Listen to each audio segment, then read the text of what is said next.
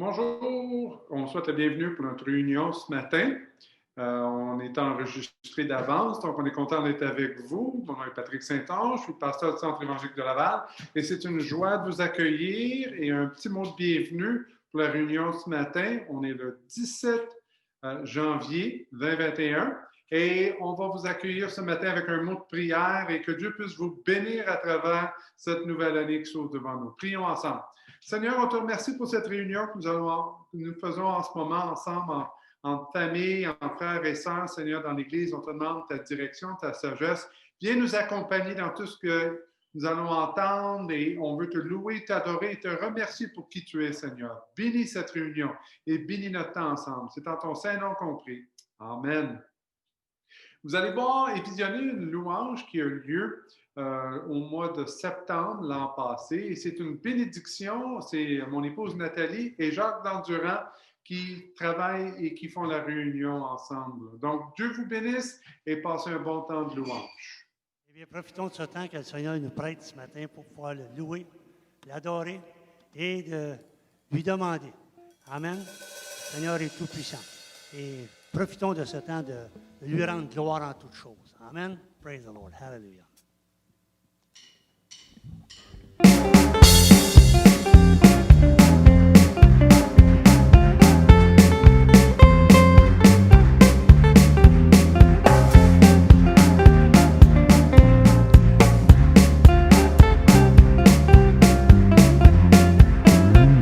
Joyeux, bénissons le Seigneur, chantons et célébrons ses louanges, adorons avec foi le Sauveur, nous joignons nos célestes phalanges. Gloire à Dieu, que ce chant retentisse en tout lieu. Gloire à Dieu, que ce chant retentisse en tout lieu. Dieu dans son incomparable amour, du ciel envoie son Fils unique, et les cieux et la terre en ce jour s'unissent pour chanter ce cantique. Gloire à Dieu, que ce chant retentisse en tout lieu. Gloire à Dieu, que ce chant retentisse en tout lieu.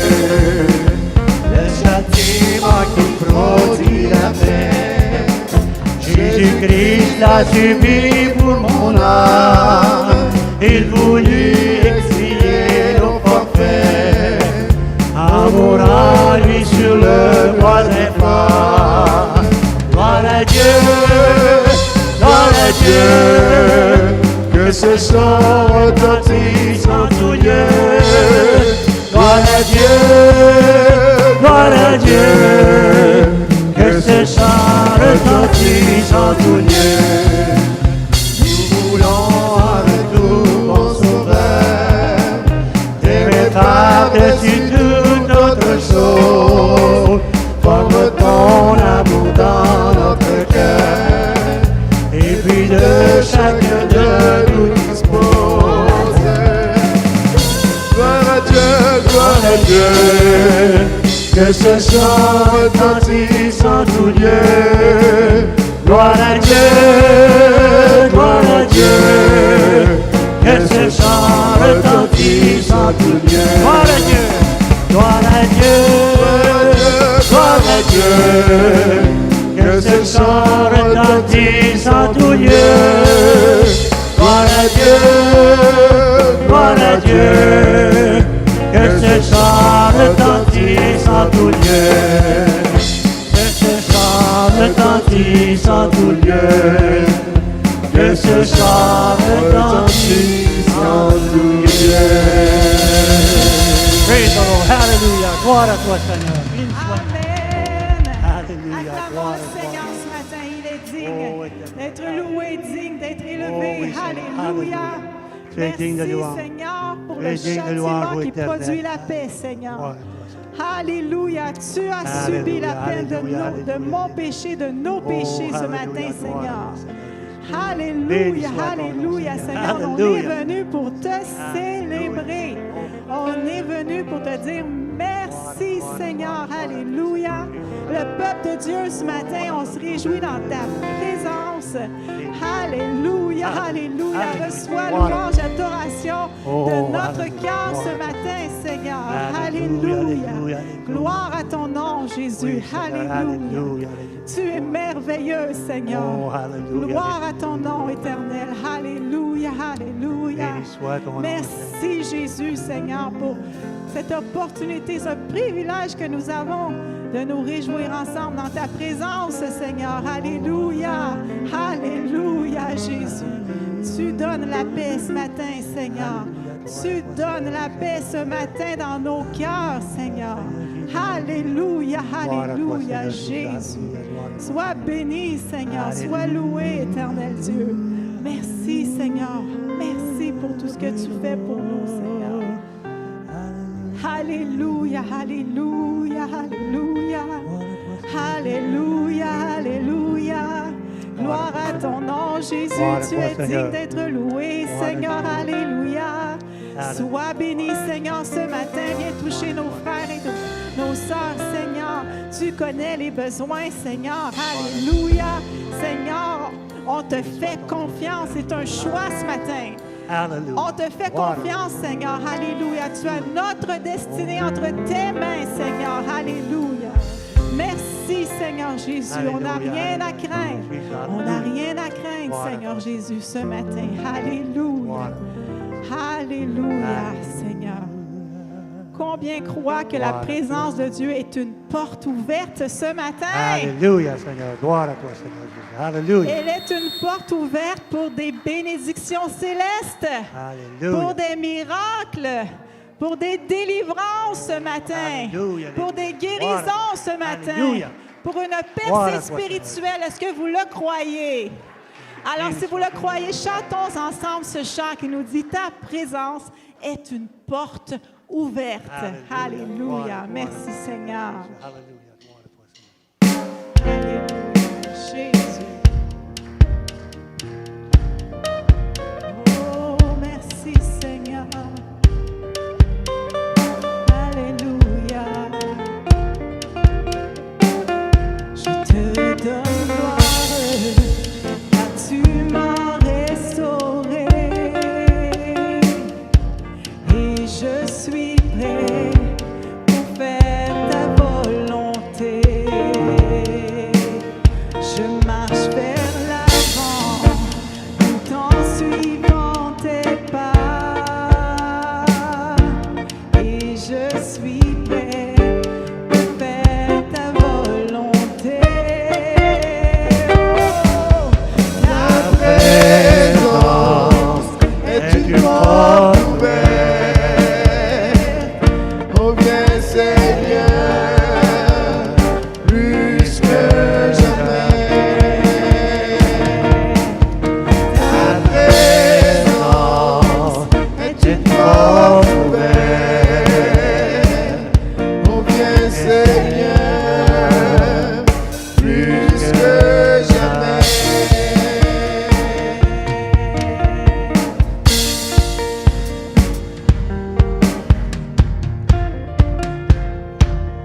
à chaque saison, ta grâce me suffit. Et oui, je crois, le meilleur est à venir.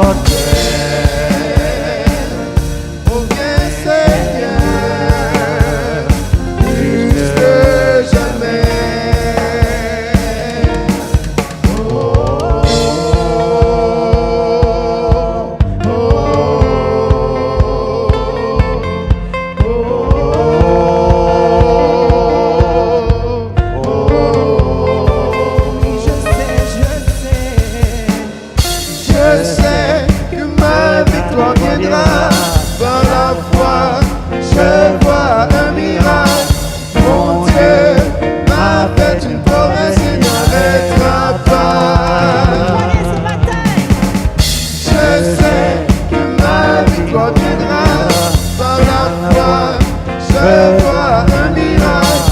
Mon Dieu m'a fait une promesse et n'arrêtera pas. Je sais que ma victoire viendra. Par la foi, je vois un miracle. Mon Dieu m'a fait une promesse et n'arrêtera pas. Je sais que ma victoire viendra. Par la foi, je vois un miracle. Mon Dieu m'a fait une promesse et n'arrêtera pas.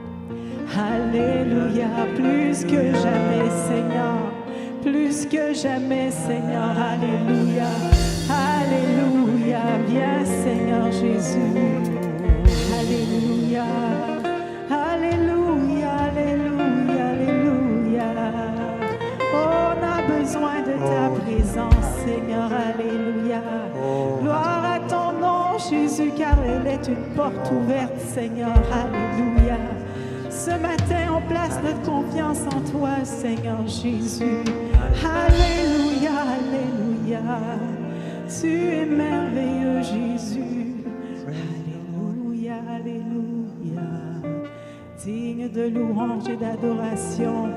Alléluia. Alléluia, Seigneur Jésus.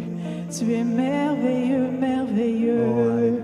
Qu'il est bon d'être en ta présence, Seigneur. Alléluia. Qu'il est doux d'être en ta présence, Seigneur, ce matin, Seigneur. Tu es bon, Seigneur, envers nous, Seigneur. Tu es bon envers nous, Seigneur. Tu ne nous abandonnes pas, Seigneur. Alléluia. Tu es toujours à nos côtés, Seigneur. Merci de ta présence, Seigneur. Alléluia. Alléluia. Merci, Seigneur Jésus. Alléluia. On est bien en ta présence ce matin, Seigneur. On est bien, Seigneur. Alléluia, Jésus. À quel autre irions-nous, Seigneur, ce matin? Alléluia. Tu as les paroles de la vie éternelle. Alléluia, ces paroles qui coulent en nous, Seigneur, ce matin. Alléluia, Jésus. Tu nous as restaurés, on l'a chanté, tu nous as libérés. Tu es mon rocher. Alors, Seigneur, en retour, nous voulons te chanter de tout notre cœur, Seigneur. Alléluia, reçois louange, adoration ce matin de nos cœurs, remplis de reconnaissance envers toi, envers tout ce que tu as fait pour nous. Et Seigneur, on garde confiance que tu feras encore et encore, Seigneur. Alléluia, parce que tu es un bon Père céleste. Alléluia, louons-le ce matin, n'ayons pas peur, il est digne d'être loué et adoré. Alléluia, porte ouverte pour des bénédictions, pour une percée spirituelle, pour des délivrances et des miracles ce matin. Alléluia, tu es merveilleux, Jésus. Alléluia, alléluia. Alléluia. Merci, Seigneur. Merci, Jésus. Seigneur Jésus.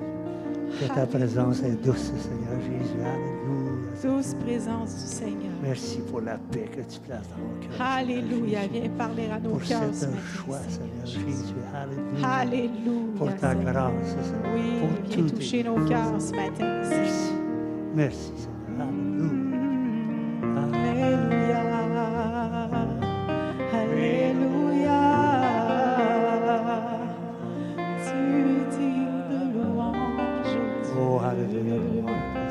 Ta main puissante repose sur ton peuple ce matin, Seigneur. Alléluia.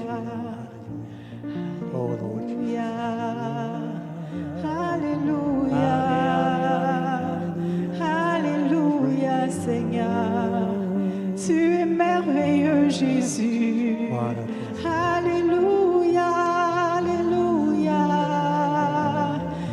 toucher nos cœurs, Seigneur, ce matin, Seigneur.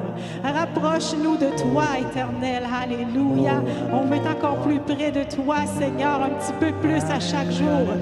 Alléluia. Jusqu'au grand jour où tu viendras nous chercher, nous prendre pour l'éternité dans ta présence, Seigneur. Aide-nous, Seigneur. Alléluia. À garder les yeux fixés sur toi, Seigneur, en tout temps. Éternel, alléluia. On a besoin de toi, Seigneur, comme jamais, Seigneur. Oh, Lord Jesus, hallelujah. Alléluia, alléluia. Oh, Viens, hallelujah. renouvelle ton peuple ce matin. Fortifie, Seigneur. Alléluia. On a besoin de toi. Alléluia, Jésus. Besoin d'une touche spéciale de ta part, Seigneur, ce matin. Alléluia. Touche de rafraîchissement, Seigneur. Alléluia. Dans nos relations, dans notre couple, Seigneur, dans notre famille éternelle, tu connais les besoins, Seigneur. Alléluia. Viens toucher, Seigneur, ce matin, éternel. Oh, Jésus, on te remet toutes choses, on dépose tous nos fardeaux à la croix ce matin, Seigneur. Tous nos fardeaux à la croix ce matin. Toutes nos préoccupations, Seigneur. Et même tous nos rêves, Seigneur, devant toi. Oh, alléluia, alléluia. Alléluia. Gloire à toi, Seigneur. Alléluia. Béni soit ton nom, Jésus. Alléluia. Alléluia.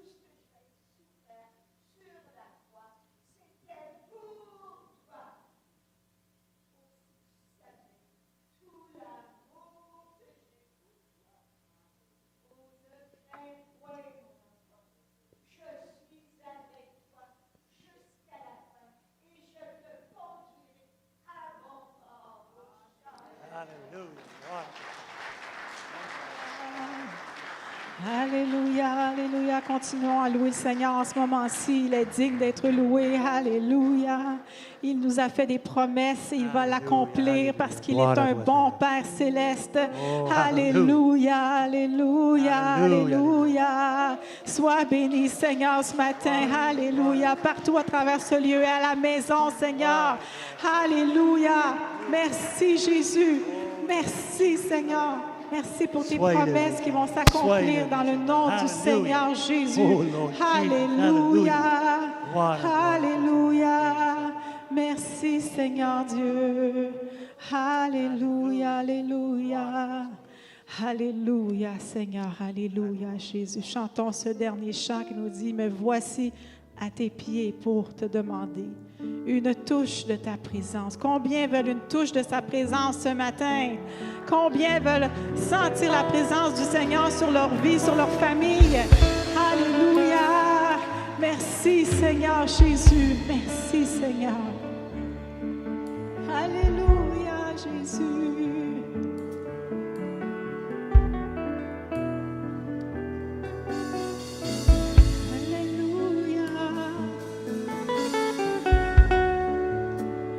Voici à tes pieds pour te demander une touche de ta présence.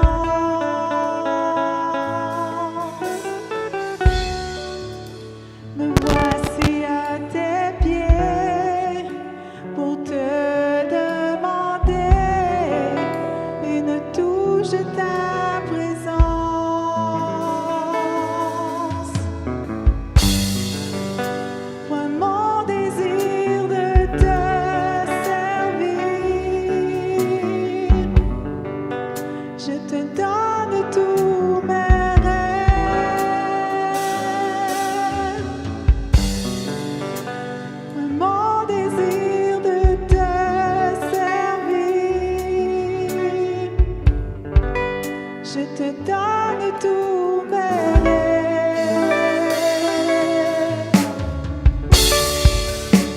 Me voici à tes pieds pour te demander une touche de ta présence.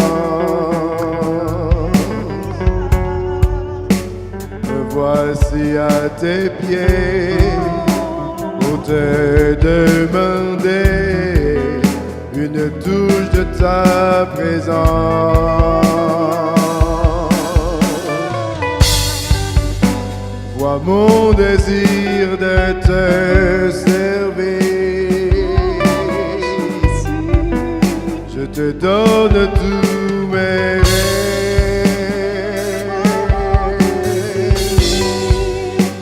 Vois mon désir de te servir. Je te donne tous mes rêves.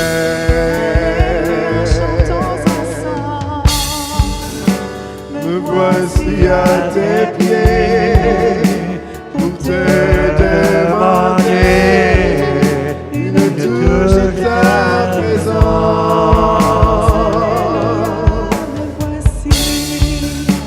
Me voici à tes pieds pour te demander une touche de ta présence.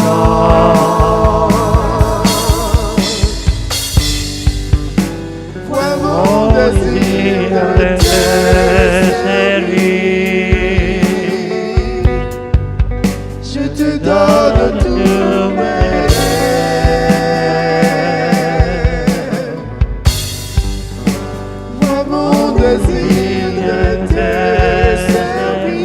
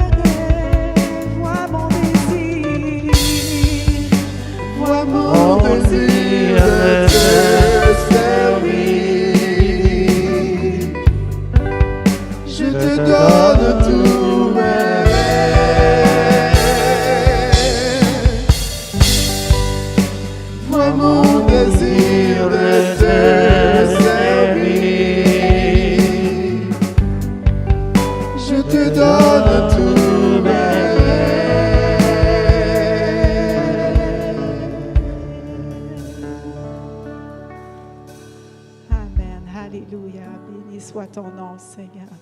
Béni soit ton nom, Seigneur Jésus. Alléluia. Alléluia, Jésus. Nous te bénissons ce matin, Seigneur Jésus. Alléluia. N'est-ce pas que notre Dieu est bon et merveilleux ce matin? Alléluia. Alléluia. Merci, Seigneur. Alléluia. Soyez tous bénis pour le reste de cette réunion. Alléluia. Bonjour tout le monde, et j'espère que vous avez eu un bon temps dans le temps de louange avec Nathalie et avec Jacques Dandurand. Une vraie bénédiction. Donc, merci vous deux pour le travail que vous aviez fait à l'époque et qui est encore une bénédiction pour aujourd'hui. Et maintenant, je vous souhaite la bienvenue pour le temps que nous avons pour le Centre évangélique de Laval. On vous souhaite la bienvenue à notre église virtuelle et on prie que cela puisse être une bénédiction pour vous. On a eu un bon temps de louange. Maintenant, nous allons aller dans la parole dans quelques instants. Auparavant, regardons quelques détails pour la vie de l'Église. Comme on réalise, il y a beaucoup de choses qui se passent. La prière Zoom, on réalise que sur semaine, maintenant, on a plus de temps pour la prière. Donc, le mardi soir, à 20h, nous avons un temps de prière Zoom. Et le samedi matin, à 9h. Donc, on vous invite à ces moments de prière et je suis sûr que cela va être un temps enrichissant pour vous et aussi un moment pour connecter avec les autres. On sait qu'on vit dans une période où est-ce que tout le monde semble être déconnecté et pas en contact. Donc, on vous encourage durant le temps des moments de prière pour venir. C'est un moment d'interaction. Vous allez prier avec d'autres personnes, vous formez des petits groupes. Ne restez pas là où vous êtes. On veut que les gens puissent connecter ensemble. Si vous ne pouvez pas le mardi soir, samedi matin, 9h. Donc, c'est un rendez-vous. Merci pour votre soutien financier. On réalise que maintenant, la majorité des dons qu'on reçoit dans l'Église sont des dons en ligne, c'est-à-dire des gens font des transactions bancaires en utilisant l'Internet et l'argent est redirigé vers l'Église de cette manière-là. Donc, un grand merci pour tous ceux qui donnent. On réalise aussi qu'il y a encore des gens qui voudraient faire des dons Interac ou faire un don en enveloppe. Vous pouvez le faire en cédulant un rendez-vous. Connectez avec nous à l'Église par téléphone ou bien par l'email de l'Église. Et on va se faire un plaisir de connecter avec vous pour avoir ces moments. Comme vous le savez, l'Église, en ce moment, elle est fermée physiquement à la demande du gouvernement Legault. Il n'y a personne qui vient à l'Église autre que pour les banques alimentaires. Donc, un grand merci pour tous ceux qui travaillent avec nous et on réalise que ça, ce n'est que pour un temps. Par la suite, on va se retrouver ensemble.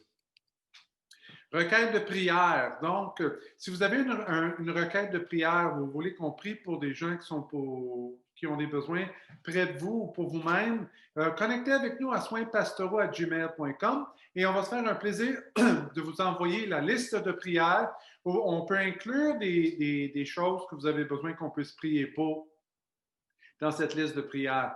Si vous n'avez pas reçu non plus le calendrier de prière, avec toute la vision de l'Église, on vous invite à connecter avec nous et on va se faire un plaisir de vous envoyer ces choses. Mission Grosse Caille, Mission 2021. Eh bien, notre frère Rodrigue et son épouse Yona sont partis pour Grosse Caille la semaine passée et ils ont connecté avec nous, avec l'Église et tout va bien. Et la mission et le travail continuent à Grosse Caille. On continue à prier pour notre frère Rodrigue et Yona. Et n'oubliez pas de prier aussi pour toute l'équipe de l'Église. Comme vous le savez, l'offrande que nous avons prise dans le temps des fêtes a été d'un bon montant. L'Église a rajouté à l'offrande et on a donné un montant de 3 500 pour Grosse Caille, pour le temps des fêtes. Donc, un grand merci à tous ceux qui ont donné. Et ces argents vont aller pour acheter de l'équipement de son, sécuriser l'Église avec des barreaux d'acier et d'autres moyens pour sécuriser la bâtisse et d'autres besoins variés. Et je suis sûr qu'il va y avoir plusieurs projets de construction. Pardon. Prions pour Pasteur Idieu Clément, le responsable de l'Église, les mariés, père de 4 enfants, que Dieu puisse le bénir pour le travail qu'il fait sur l'île. Et on remercie pour son engagement et sa famille aussi. Prions pour les leaders de l'Église, Watson, Bennell et Peterson, que Dieu puisse bénir ces 3 jeunes hommes qui ont une vision pour servir au sein de l'Assemblée et que Dieu puisse bénir leur travail. Amen. Ce matin, maintenant pour le temps pour aller dans la prédication. La semaine passée, nous avions commencé une série sur la Vision 2021. Et Vision 2021 continue cette semaine. La semaine passée, c'était grandir. Cette semaine, c'est aller. Et toute la dimension de mission. Et ensemble, le leadership de l'Église, on a développé des points saillants importants pour la vision de l'Église. Aller, c'est je rêve d'une Église où partager la bonne nouvelle et faire des disciples sont une priorité.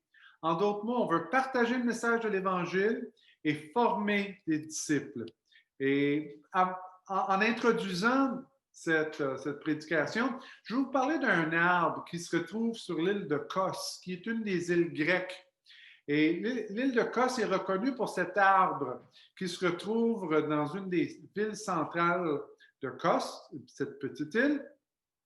C'est à cette île qu'est né Hippocrate, le soi-disant père de la médecine moderne.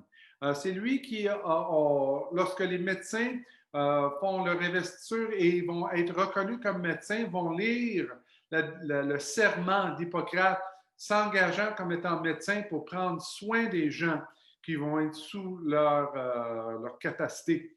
Et cet arbre, nous dit-on, date de 2400 ans.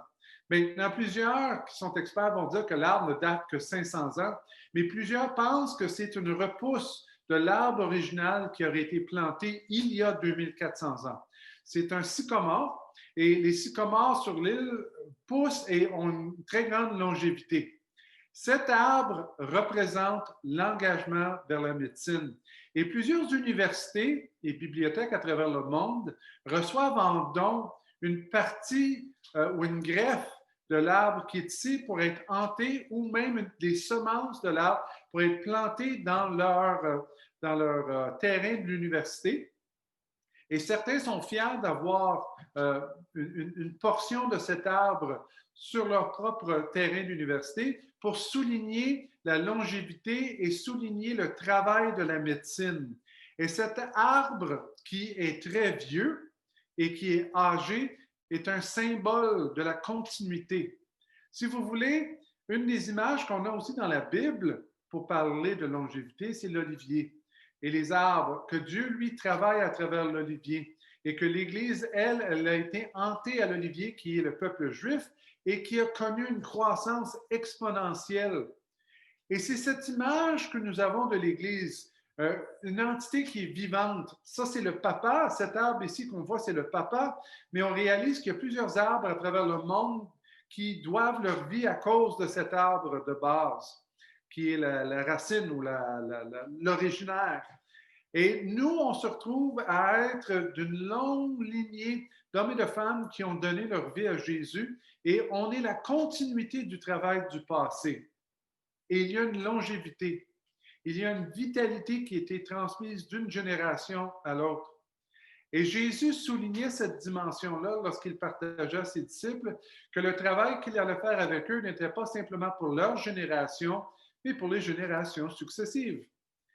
Dans Matthieu 26, 30 à 35, ce qui précède le mandat que Jésus va donner dans Matthieu 28, Jésus va dire, après avoir chanté des cantiques, ils se rendirent à la montagne des Oliviers. Alors Jésus leur dit, « Je serai pour vous tous cette nuit une occasion de chute, car il est écrit, je frapperai le berger et les brebis du troupeau seront dispersées.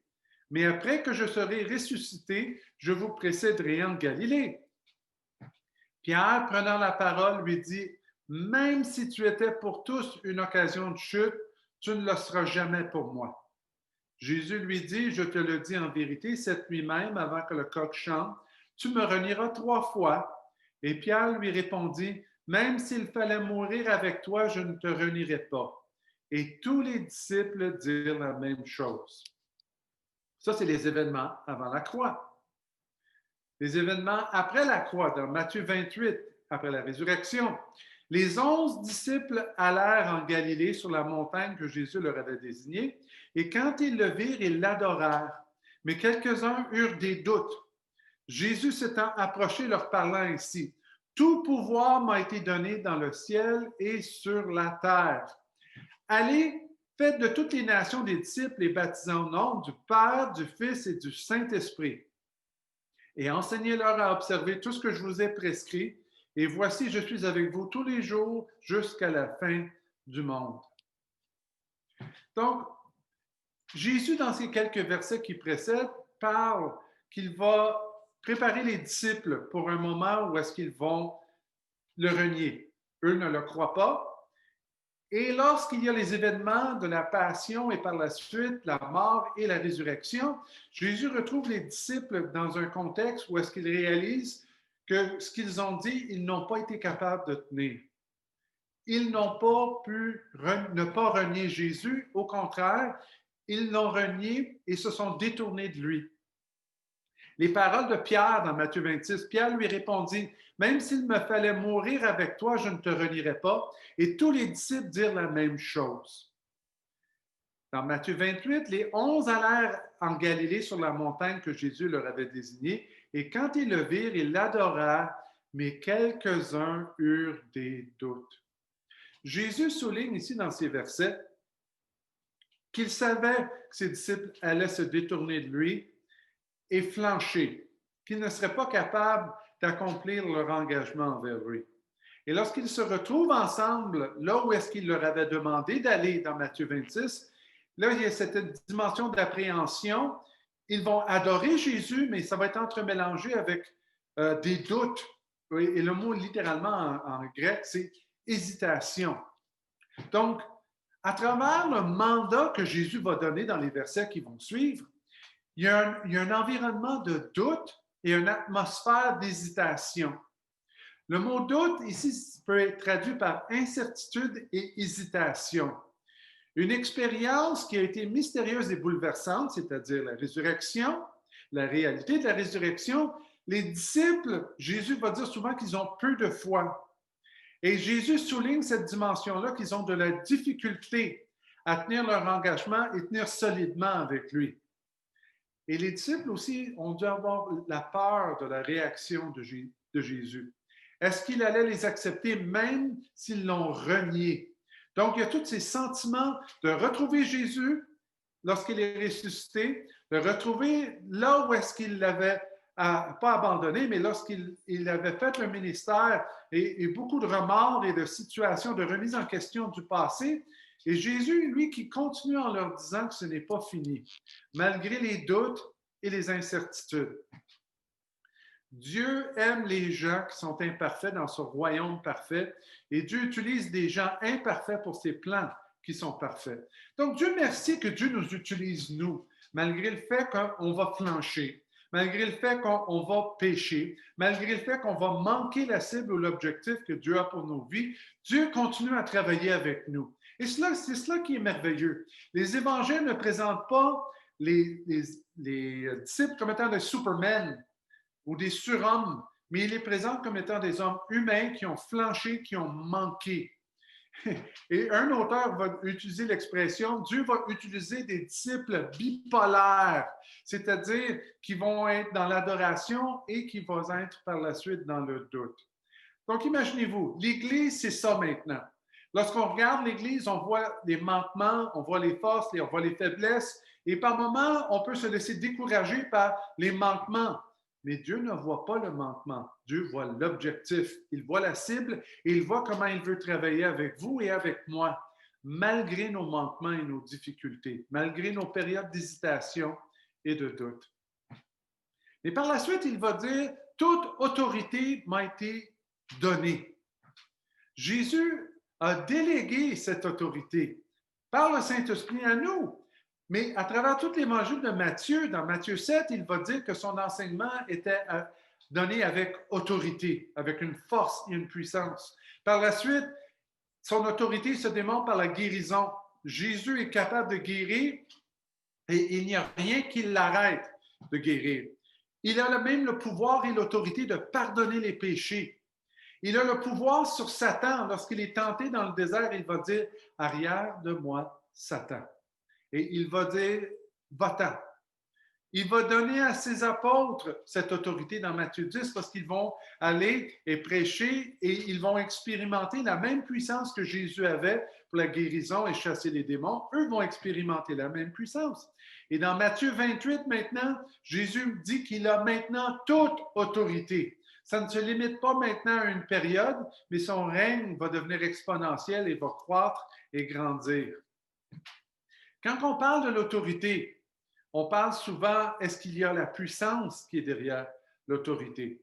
Vous savez, lorsque vous rencontrez un policier et qu'il vous dit d'arrêter, vous respectez l'autorité qui est là devant vous parce qu'il a un pouvoir, et un pouvoir économique. Vous savez que lui peut vous remettre une amende, et surtout maintenant, si vous marchez après 8 heures, vous êtes à l'extérieur de votre maison après 8 heures, vous réalisez, oh, il y a possibilité d'amende si je n'ai pas une raison valable pour me déplacer après 8 heures.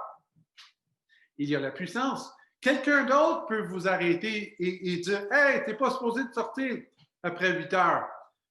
Il n'a pas d'autorité, il n'a pas de puissance. L'Église, elle, doit avoir la puissance. C'est la même chose avec un homme qui était un géologue, qui travaillait et qui partageait cette expérience, où est-ce qu'il se retrouvait pour faire l'étude géologique d'une ferme. Et lorsqu'il arrive sur la propriété, il va voir le fermier et lui dit, écoutez, on m'a mandaté pour faire de l'arpentage et de faire une étude de vos terres pour s'assurer qu'elles soient conformes aux documents que nous avons pour le gouvernement. Et lorsqu'il arrive sur place, le fermier lui dit, écoutez, vous ne pouvez pas aller dans certains champs ici. Vous ne pouvez pas. Et l'individu qui lui dit, oui, mais j'ai été mandaté, voici mon document qui me donne le droit d'aller dans tous vos terrains, dans tous vos pâturages, partout où est-ce que vous avez des terrains, j'ai le droit d'y aller. Et l'homme, il lui dit, non, vous ne pouvez pas. Et l'homme, frustré, lui dit, écoutez, essayez donc de m'arrêter. Il continue avec son document en main, toute l'équipe qui est avec lui rentre dans un certain pâturage et soudainement, il sent quelque chose trembler sous ses pieds. Et là, soudainement, qu'est-ce qu'il voit au loin? Il voit un taureau qui vient et qui charge sur lui. Et là, il va crier au fermier, « Monsieur le fermier, aidez-moi! » Et le fermier réplique, « Ben écoutez, montre-lui donc vos documents. » On réalise qu'un homme peut avoir une autorité déléguée, mais il peut ne pas avoir le pouvoir non plus. Ce qui est merveilleux avec l'Église, c'est que maintenant, nous avons un pouvoir délégué avec nous. Lorsqu'on prie avec les gens, il y a un pouvoir, il y a guérison. Lorsqu'on prie avec les gens, des hommes et des femmes peuvent être sauvés. Lorsqu'on travaille avec les gens et on prie pour que Dieu puisse aider à travers des circonstances, nous voyons la main de Dieu agir. Nous avons une puissance déléguée. C'est ça qui est merveilleux. On n'est pas un homme qui va brandir un papier. Nous sommes une communauté d'hommes et de femmes qui proclament ce que Jésus a dit. Et ce que Jésus a dit est imbu de pouvoir et d'autorité. L'Église des Actes des Apôtres a avancé avec cette autorité. Ils ont fait le ministère dans le nom de Jésus. Cela dépend de sa puissance et de sa direction. Et ils n'affrontent pas le monde perdu selon sa propre autorité. Vous savez, dans l'Église, je me souviens d'un moment où est-ce que, dans un temps de louange et d'adoration, il y avait des circonstances où est-ce qu'un homme a commencé à trembler et bouger d'une manière violente et s'est écroulé dans son banc et saisissait le banc et parlait d'une voix forte et on voyait tangiblement qu'il y avait une situation où est-ce que quelque chose le dérangeait. Les personnes qui étaient les placeurs se sont dirigés vers lui, ont commencé à parler avec lui. Et là, on a constaté que c'était quelque chose qui était hors de l'ordinaire. Et je me souviens, lorsque la réunion continuait, la louange continuait, je me suis dirigé vers la personne et là, soudainement, j'ai réalisé que les gens essayaient de parler avec lui, mais rien à faire. C'était comme s'il était en transe. Et là, soudainement, la seule manière de lui parler, c'était entre le dossier et la base du banc. Et je me souviens de m'être tourné et me mettre sur le côté et essayer de lui parler. Et pas capable d'avoir une réaction de la personne. Et là, d'essayer de lui parler doucement et pas de réaction. Et là, je me suis dit, bon, on arrive à une place où on essaie de communiquer, parler avec lui. Les autres leaders ont essayé de faire la même chose. Maintenant, j'ai prié une simple prière, à voix et pas forte. J'ai dit, au nom de Jésus, arrête. Et là, soudainement, tout est arrêté. La personne a arrêté de trembler, ses yeux se sont ouverts. Et là, soudainement, la personne était surprise. Elle dit, qu'est-ce qui se passe? Et on réalise que nous, on n'a pas de puissance. Mais lorsqu'on invoque le nom de Jésus, tout s'arrête. Le Jésus, lorsqu'il dit une parole, il calme les tempêtes. Lorsqu'on invoque le nom de Jésus à travers des circonstances de difficulté, tout se calme. J'ai pris du temps par la suite pour parler avec cet homme et on réalisait qu'il y avait toutes sortes de dimensions spirituelles qui étaient en place et il voyait vraiment qu'il y a une situation où est-ce qu'il avait besoin de l'aide de Dieu. Et à travers ces circonstances, on a constaté, et j'ai constaté, la seule autorité que nous avons, c'est celle qui nous a été déléguée. Celle qui nous a été donnée par Jésus. Jésus, lorsqu'il va dire que nous avons toute cette autorité pour guérir, pour proclamer le message de l'Évangile, cette puissance conférée de sa part, il va dire à ses disciples qui sont dans un état d'adoration et de doute et sont entremélangés, il répète son mandat. Et c'est le même mandat que nous avons à l'Église. Allez, faites de toutes les nations des disciples, les baptisant au nom du Père, du Fils et du Saint-Esprit, et enseignez-leur à observer tout ce que je vous ai prescrit. Jésus avait pris 3 ans avec ses disciples, les 11 qui ont survécu. Et ces 11 ont marché avec Jésus, ont travaillé avec Jésus, ont vu Jésus agir, et ce que Jésus faisait, eux, ils l'ont fait aussi. Maintenant, un disciple, c'est quoi, littéralement? C'est quelqu'un qui est attaché à un enseignement. Et enseignez-leur. On confère une information de vie. On s'identifie à lui, on a appris de lui et on a vécu avec lui. Donc, notre désir, c'est pour ceux qui suivent et marchent dans les voies de Jésus, marcher dans les voies de Dieu, on peut partager ensemble. C'est pour cela qu'on prie ensemble. C'est pour cela qu'on a des petits groupes ensemble. C'est pour cela que les frères et les sœurs connectent ensemble. Écoutant, mais aussi en faisant. Ce n'est pas suffisant simplement d'écouter la parole de Dieu, mais c'est avec nos mains mettre en action ce que Dieu nous demande de faire. Baptiser, c'est une identification avec la mort et la résurrection de Jésus. Lorsqu'on meurt à soi-même, on s'identifie avec Jésus et on veut marcher avec lui. Le baptême d'eau, c'est lorsque moi, je peux m'identifier avec la mort, c'est-à-dire l'inhumation, la mise en terre, la mort de Jésus, la mise en terre, et lorsque je ressors de l'eau, c'est la résurrection, retour à la vie. Et ça, c'est ce que Jésus a fait pour nous et on s'identifie avec ce que Jésus a fait. Et lorsqu'on parle d'évangélisation, c'est la communication du message de la bonne nouvelle, les choses qui ont touché notre cœur. Vous savez, souvent les gens vont dire « Ah oui, mais je ne suis pas bon pour partager le message de l'Évangile, je ne suis pas capable. » Mais quand on parle de partager le message de la bonne évangile, de former l'élément essentiel avant de former des disciples, l'évangélisation, c'est quoi? C'est un mendiant disant à un autre mendiant où il a trouvé du pain. Vous et moi, on a reçu de la part de Dieu et je suis un mendiant qui a découvert où je peux trouver du pain et je dirige d'autres mendiants où ils peuvent trouver du pain. Je suis un pécheur sauvé par grâce qui veut montrer aux autres pécheurs qu'ils ont besoin de recevoir cette grâce-là. Et c'est ça qui est merveilleux. Ça ne dépend pas de moi. J'ai une autorité qui m'a été conférée de Dieu pour partager le message et c'est le message qui va toucher. C'est le message qui va faire le travail. Moi, je suis le messager et on prie que Dieu puisse nous utiliser comme messager pour notre génération.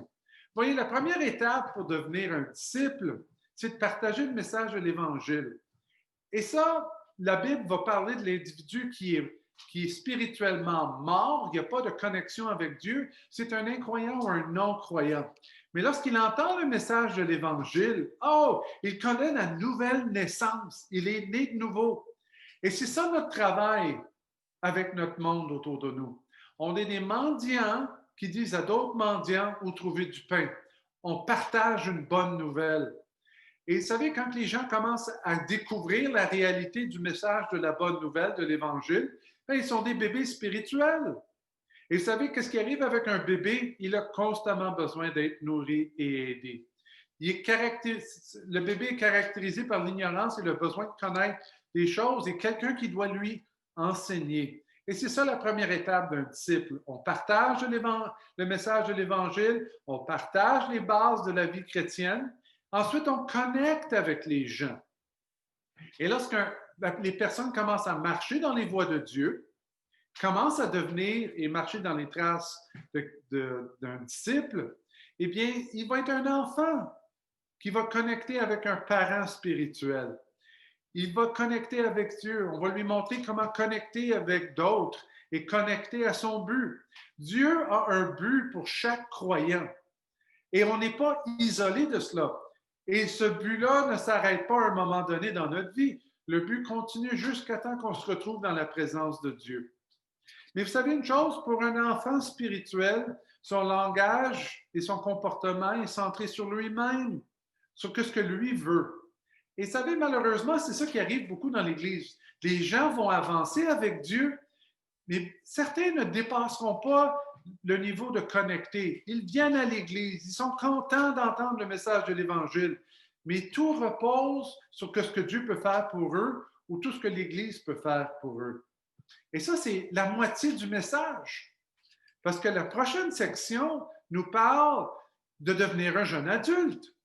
Où est-ce qu'on commence à être équipé et on réalise que Dieu nous a donné une mission, puis on travaille pour bénir les autres. On va pourvoir des moments pour servir et on est relâché pour le service.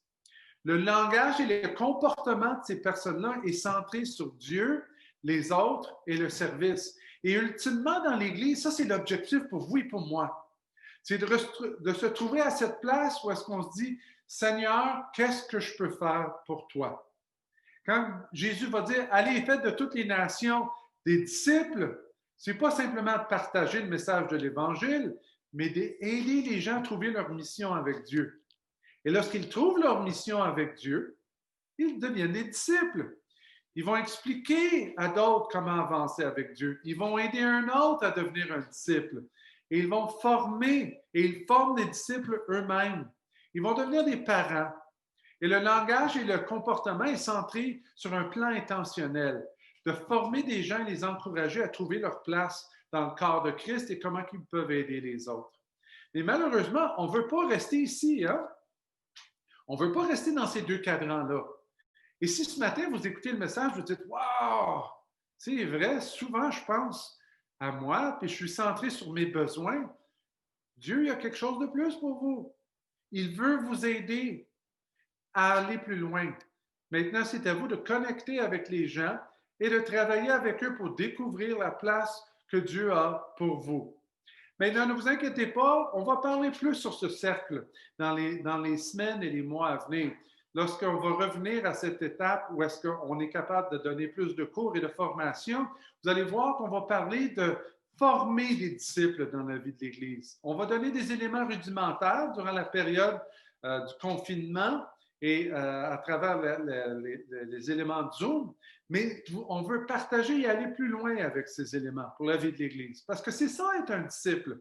Ce n'est pas seulement partager le message de l'Évangile. Ce n'est pas juste à aider les gens à devenir des croyants, mais c'est à les aider de connecter, de servir dans le ministère et de former d'autres. Donc, prions que Dieu, en 2021, cela puisse être l'objectif pour la vie de l'Église. Former des disciples. Si je vous montre cette photo, vous dites, ah, ben oui, je connais le logo qui est là, c'est le logo de Apple. Et Apple est une compagnie qui est bien connue et peut-être entre les mains en ce moment ou dans votre foyer, vous avez des produits Apple. Vous avez un téléphone, vous avez un laptop, vous avez d'autres choses autour de la maison qui sont toutes reliées à la compagnie Apple. Laissez-moi parler des fondateurs d'Apple. Vous avez 3 personnes ici qui sont importantes. Le premier à la gauche, c'est Steve Jobs. Celui qui est à la droite complètement, c'est Steve Wozniak. C'est 2 hommes qui sont fondateurs d'Apple. Mais saviez-vous qu'il y a 3 fondateurs d'Apple? Le 3e, c'est Ronald G. Wayne. Et Ronald G. Wayne, lui, a été un des 3 cofondateurs d'Apple le 1er avril 1976. Mais vous dites, mais je ne le connais pas. C'est certain, parce que dans les premiers mois et même les premières semaines de la formation de la compagnie, Ronald G. Wayne s'est retiré. Et à lui appartenait 10% de la compagnie et on lui a remis le 10 qu'on lui devait, la compagnie, on lui a remis 800 $.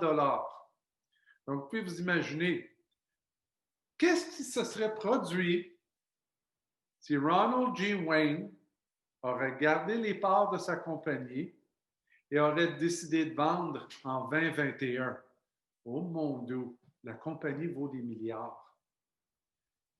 On pourrait s'imaginer que M. Wayne aurait fait fortune aujourd'hui.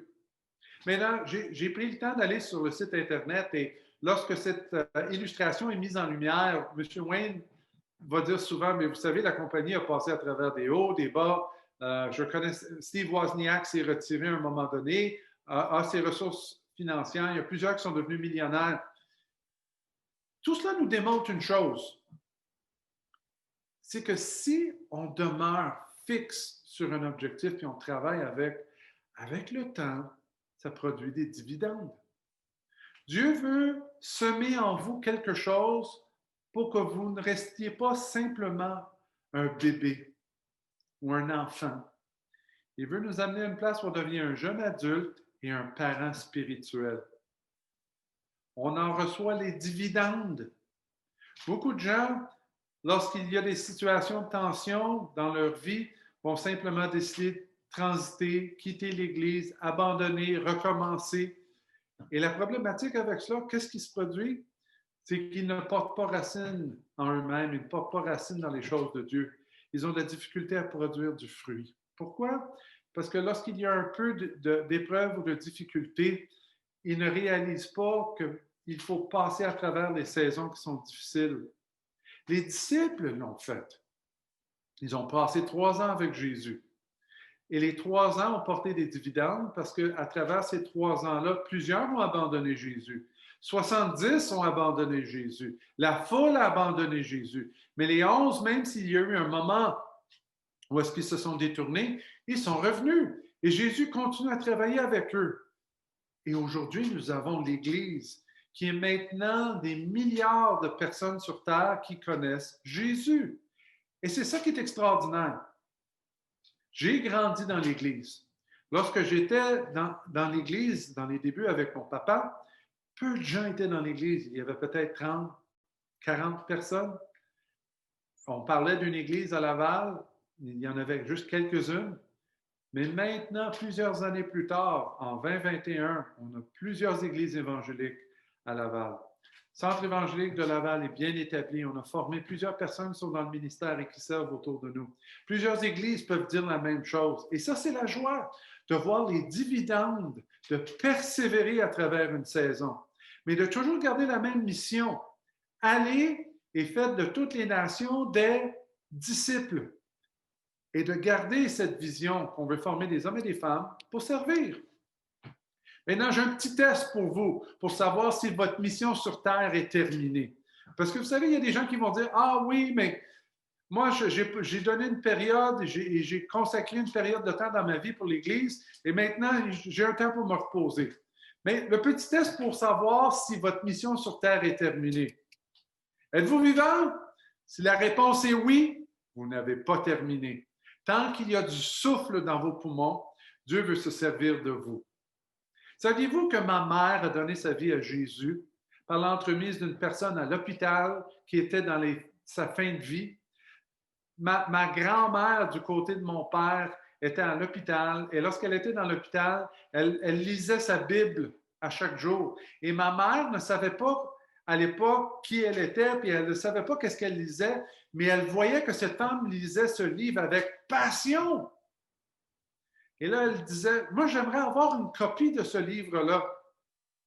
Et lorsque ma grand-mère est décédée à l'hôpital, savez-vous quoi? Ma mère, elle a pris contact avec mon grand-père. Elle disait, écoutez, on me dit que je peux avoir accès au livre que votre épouse, ma grand-mère, est en train de lire. Et elle a dit, certainement. Et ma mère, elle a découvert que le livre en question n'était pas un roman, mais la Bible. Et elle a pris rendez-vous avec mon grand-père à l'église. En venant à l'église, a été touchée de la part de Dieu, donné sa vie au Seigneur. Et le restant, c'est de l'histoire. Le dernier souffle de ma grand-mère a été d'amener ma mère à l'Évangile. toute une histoire. Si vous êtes là et vous dites, ah oui, moi je suis d'une certaine âge, ah je suis fatigué, ah je suis malade, vous ne savez pas l'impact que vous pouvez avoir. C'est une bénédiction d'être un enfant de Dieu. N'oubliez pas, vous êtes un mendiant qui montrez aux autres mendiants où trouver du pain. Ce n'est pas vous qui allez nourrir spirituellement. C'est vous qui allez diriger pour être nourri spirituellement. Je vais vous parler en l'avant-dernière illustration de John Junior Courier, un homme qui a travaillé 10 ans trop. Là, vous dites, comment ça, 10 ans trop? John Junior Courier était un homme qui avait fait une peine de prison dans le sud des États, dans l'État du Tennessee. Et à l'époque, il y avait un accord qu'on pouvait compléter ou faire son service de notre temps en prison en travaillant sur des fermes. Et John Junior Courier, lui, dit qu'en 1968, il était censé avoir terminé sa peine et il ne le savait pas. Et ce n'est qu'en 1979 qu'il a découvert comme quoi que sa peine avait été purgée en 68. Il avait travaillé 10 ans sur une ferme de trop. Maintenant, ayant fait un peu d'études, j'ai lu l'article, j'ai lu l'illustration que plusieurs ont utilisée et on découvre une chose, que pour cet homme, ce n'était pas clair qu'il était libre. C'est 10 ans plus tard qu'un homme a précisé à nouveau qu'il était libre. Il a purgé 10 années supplémentaires à sa peine en travaillant sur une ferme dans des conditions qui étaient extrêmement difficiles. Pourquoi? Parce que la communication ne s'est pas rendue. Entre vous et moi, savez quoi? Autour de nous, il y a tellement de gens qui cherchent du pain, qu'ils ont faim. Nous, on est ceux qui peuvent simplement leur dire, hey, écoute, j'ai trouvé du pain ici. Et c'est la vitalité et la vie. Tu peux te diriger vers celui qui peut te donner du pain. Jésus a dit, je suis le pain de vie. Il y a plusieurs gens que ce serait terrible qui n'aient pas entendu le message de l'Évangile et on est ceux qui ont ce message. Partageons la joie du pain qu'on a reçu de Dieu et qu'on partage aux autres autour de nous. Si vous voulez lire plus sur cet individu, vous avez le site en bas de page du New York Times avec l'article en question et vous pouvez avoir toute l'information sur cette histoire. Et je vais terminer avec l'histoire des étoiles de mer. Il y avait un homme qui marchait sur le bord de l'eau et lorsqu'il y avait eu une tempête, la mer avait amené beaucoup de choses sur les plages et beaucoup d'étoiles de mer et plusieurs n'arrivaient pas à retourner dans l'eau et littéralement, ils étaient en train de mourir sur la plage. Donc, l'homme les prenait et les lançait à la mer. Les vagues continuaient et certaines étoiles de mer revenaient. Et là, un individu qui était là, qui était plus jeune, il dit, qu'est-ce que vous faites? Et là, la personne qui était plus âgée va dire aux jeunes, il dit, écoute, les étoiles de mer qui sont là, on va les renvoyer, on va les remettre dans l'eau. Et là, le jeune va dire, écoutez, vous perdez votre temps. Qu'est-ce que vous faites? Ils vont tous mourir. Et pendant qu'il disait cela, il a pris les 2 étoiles de mer et les a lancées avec toutes ses forces dans l'eau. Ils ne sont pas revenus. Et il va dire, oui, mais pour ces 2 étoiles de mer-là, ça fait toute une différence. Ce matin, peut-être vous vous dites, oui, mais qu'est-ce que moi je peux faire? Je suis comme une goutte dans un océan.